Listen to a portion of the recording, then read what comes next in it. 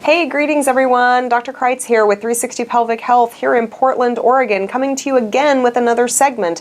And again, I love your questions, so please keep sending them in because you're the reason for these segments.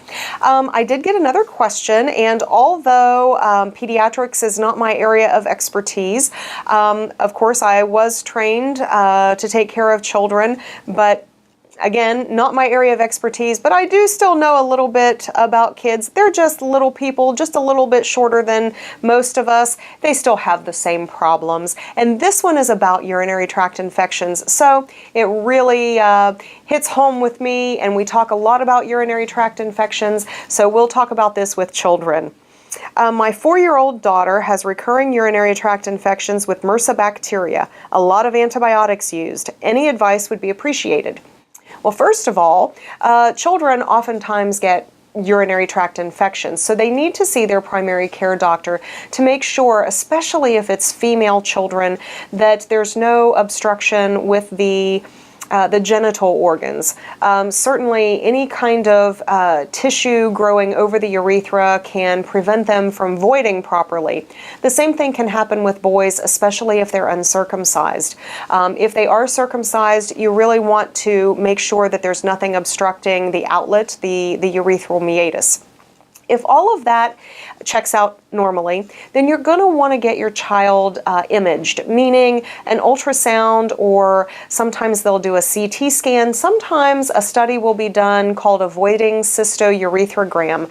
And the reason for that, and that's a big long term, what that means is there's a little bit of dye that's put into the bladder.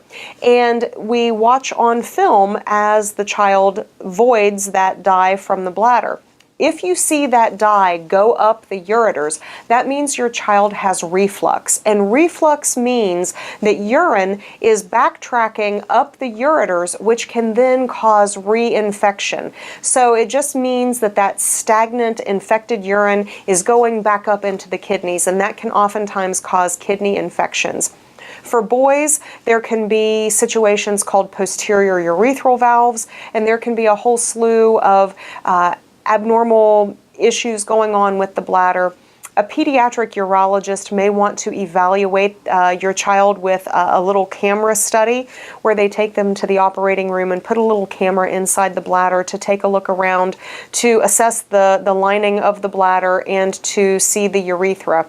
If your child does have the situation called reflux, there are things that can be done for that. So rest assured, it is something that is fixable. So I hope that helps. Certainly you want to push water with your children.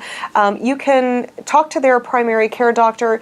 Maybe they would even benefit from some of the big people supplements that we use, such as the cranberry, D-mannose, berberine, and of course probiotics, because probiotics put the good bacteria back into the system.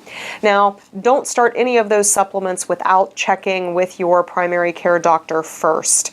Little people sometimes need different dosages. So we're not saying that the supplements are bad for little people. It just means that you want to check with their pediatrician to make sure it's safe for them in those proper dosages. So I hope that helps everyone. Keep on sending in your questions. Have a great day, and as always, let 360 Pelvic Health help restore your confidence.